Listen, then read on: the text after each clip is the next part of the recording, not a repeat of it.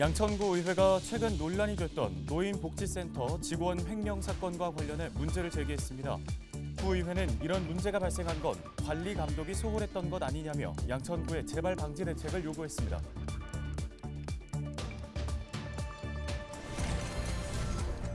주변에 훈훈한 기운을 전파하는 이웃을 소개해드립니다. 부모에 대한 효심도 지역사회에 기여할 수 있는 길이라는 우리 동네 히어로 만나보겠습니다.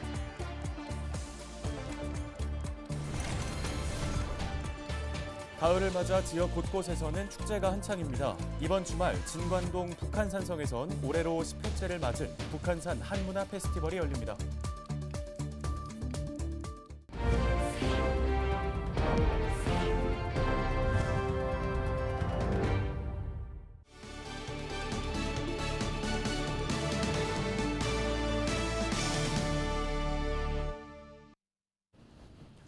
시청자 여러분 안녕하십니까? 헬로티비 뉴스입니다. 첫 소식입니다. 양천구 의회는 지난 12일부터 구청 각 부서에 대한 업무 보고를 받고 있습니다. 양천구 의회 복지건설위원회가 최근 논란이 됐던 목동 노인복지센터 횡령 사건과 관련해 구청의 관리 감독 부실을 지적했는데요. 양천구 조사 결과 목동 노인복지센터 회계 담당 직원이 지난 2017년부터 5년간 센터의 운영비 3억 2천여만 원을 횡령한 사실이 밝혀졌습니다. 이에 양천구는 지난 6월 경찰에 해당 직원에 대한 수사를 의뢰했는데요. 이수옥 의원은 어르신 복지과 업무 보고 과정에서 횡령 사건에 대한 관리 감독 부실 문제를 지적하며 재발 방지 대책을 주문했습니다. 할 수 있는 액수가 지금 이 예산에서 보면 너무 지금 많은 거거든요. 이걸 어떻게 몇 년 동안 무엇을 썼는지 난 이게 지금 의문이에요. 공단에서 요양급여를 받고 그 받은 급여를 본인한테 이제 환불하는 방식으로 회계 처리를 하면서 본인 개인 계좌로 빼돌린 그런 경우가 많았고요.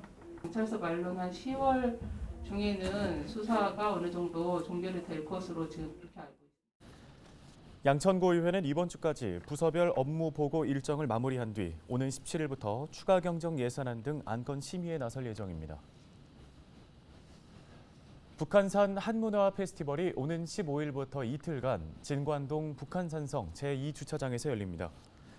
북한산 한문화 페스티벌은 한문화 체험특구로 지정된 은평 한옥마을과 북한산 일대를 알리고 지역 경제 활성화를 위해 마련된 축제입니다. 올해로 10회째를 맞은 이번 축제에서는 한복 패션쇼, 가수 박기영, 여행 스케치 등이 출연하는 축하 공연이 펼쳐지며 다양한 전통놀이도 체험할 수 있습니다.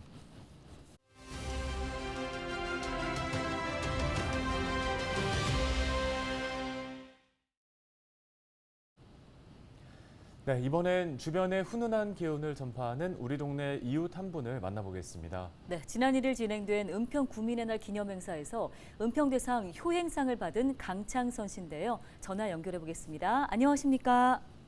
예, 안녕하세요. 예, 이번에 제42회 은평대상에서 효행상을 수상하셨습니다. 먼저 간단한 소감부터 들어볼까요? 제가 이 휴행상을 받기는 했는데 참 부끄럽습니다. 제가 이렇게 받아야 할 자격이 있는지도 모르겠고 당연히 모셔야 할 일을 했는데 그냥 그게 좀 더 주위 사람들이 저를 잘 봐서 그냥 이 상을 준 것 같고 그래서 더 잘 모셔야 되겠고 잘 해야 되겠다는 생각이 제 가슴속에 더 깊이 와닿네요. 네, 몸이 불편하신 고령의 어머니를 모시고 계시다고 들었습니다. 평소에 어떻게 생활하시는지요? 제가 어머니를 모시는 게 아니라 어머니가 저를 데리고 있다고 생각을 해요. 그냥 평소와 같이 그냥 가정 생활을 하면서 조금 불편한 어머니를 저하고 제 집사람하고 같이 손발이 돼주고 뭐 같이 이렇게 일상생활을 하는 거지 제가 무슨 뭐 어머니를 모시고 이렇게 효도를 하고 뭐 무슨 뭔 일을 하고 어머니를 저는 그런 생각을 해보지를 않았어요. 저는 생각 않고 그냥 어머니가 저를 데리고 있는 것 같은 그런 생각이 많이 들어요. 그냥 그렇게 살고 있습니다. 평소 우리 가족같이 그냥 가정에서 생활하는 일반 생활하는 같이 그냥 그렇게 생활하고 있습니다. 예, 말씀해주신 부분에 비해서 사실 요즘 가족 효심에 대한 의미가 예전보다 많이 퇴색했다는 평가가 있습니다. 이 같은 현상에 대해서는 어떤 의견이신지요? 제가 이런 상을 받았다고 해서 감히 말씀드려도 되나 모르겠습니다. 저는 제만 해도 제가 그 어렸을 때 시골에서 저희 아버지하고 어머니가 그 할머니를 이렇게 모시면서 이렇게 평생 살아가는 모습을 제가 어린 시절에 그걸 보고 자랐어요.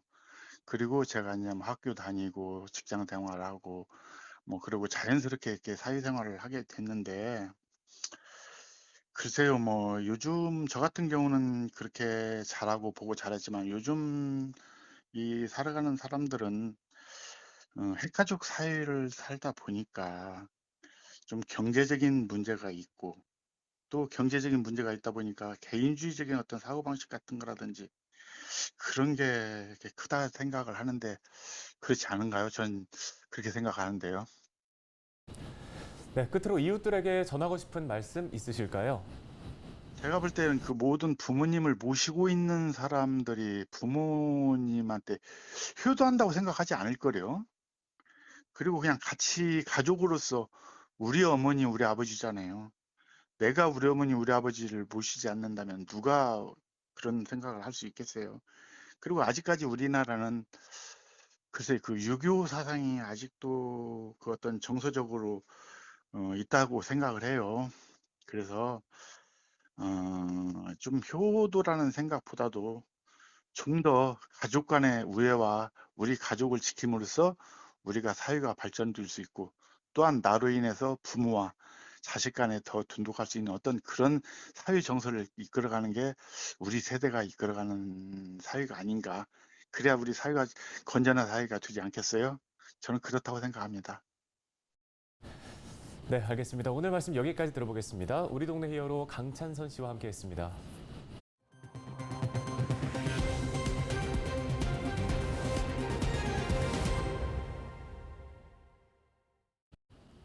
네, 다음 소식입니다. 2025년 수도권 매립지 사용 종료에 관한 이슈가 국정감사에서 도마 위에 올랐습니다. 서울시는 빨리 대체 매립지를 마련하라는 질타와 함께 2015년 서울시와 인천시 등이 맺은 사자 합의가 잘못됐다는 지적까지 나왔습니다. 김진중 기자가 보도합니다. 1992년 2월 문을 열고 30년 동안 운영되어 오고 있는 인천 수도권 매립지. 국회 행정안전위원회의 서울시 국정감사 현장에선 쓰레기 매립지 문제에 대한 대책을 찾으라는 날선 지적이 나왔습니다. 이 소각장을 벌써 2년 동안 끌고 있는 거 아니에요? 입지선정위원회 만들고 뭐하고 하면서. 네. 근데 시장님 보세요. 서울시는 소각장 하나 만드는 것도 이렇게 힘들고 한데 인천시는 30년 동안 쓰레기를 받은 거예요. 예? 네. 이거에 대한 그 역지사지를 좀 해주셔야 되는 거 아닙니까? 오세훈 시장은 1인 가구 증가 등의 이유로 생활 쓰레기가 증가하고 있다며 노력하겠다는 원론적 답변을 내놨습니다. 그 점에 대해서는 서울시가 계속해서 매립량을 줄여나가도록 정말 크게 노력하고 있고요. 앞으로도 그렇게 할 예정입니다. 현재 4곳의 자원회수 시설이 운영 중인 서울시는 제5회 광역 자원회수 시설을 2024년까지 착공하겠다 밝힌 바 있지만 계획이 미뤄진 바 있습니다.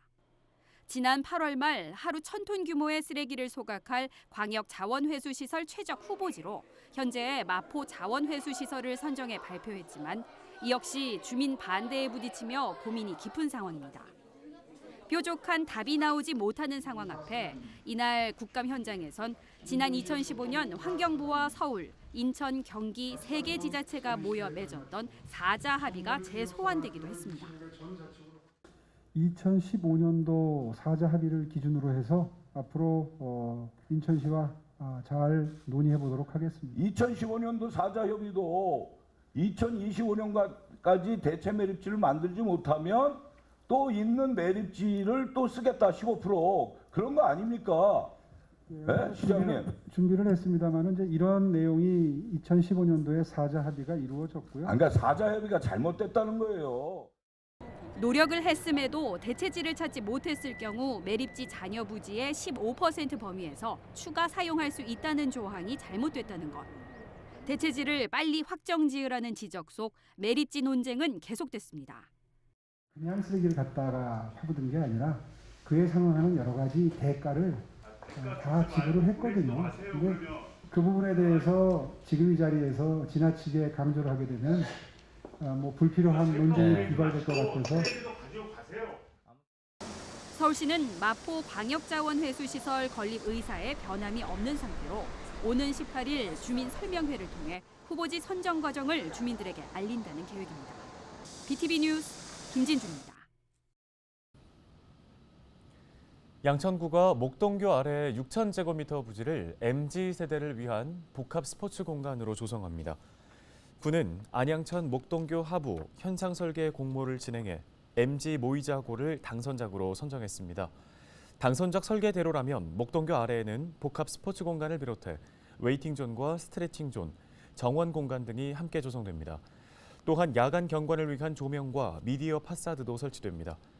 심사위원단은 당선작과 관련해 침수 시 문제가 될 만한 일부 시설물에 대한 면밀한 검토가 필요할 것으로 판단해 조건부 당선작으로 선정했다고 밝혔습니다. 구는 당선작을 제출한 업체와 실시 설계 계약을 체결하고 내년 준공을 목표로 공사를 시행할 예정입니다. 서울시가 광견병 예방접종 지원 사업을 오는 15일부터 2주간 진행합니다. 시는 이 기간 반려동물 광견병 접종을 할 경우에는 수의사의 접종 시술료인 10,000원만 부담하면 된다고 밝혔습니다. 지원 기간이 끝난 뒤에는 동물병원에서 정한 광견병 접종료 전액을 지불해야 합니다. 시 관계자는 광견병은 치사율이 높은 위험한 질병이지만 예방접종을 통해 예방할 수 있다며 1년에 한 번씩 접종하는 게 중요하다고 전했습니다. 뉴스 마치겠습니다. 네, 고맙습니다.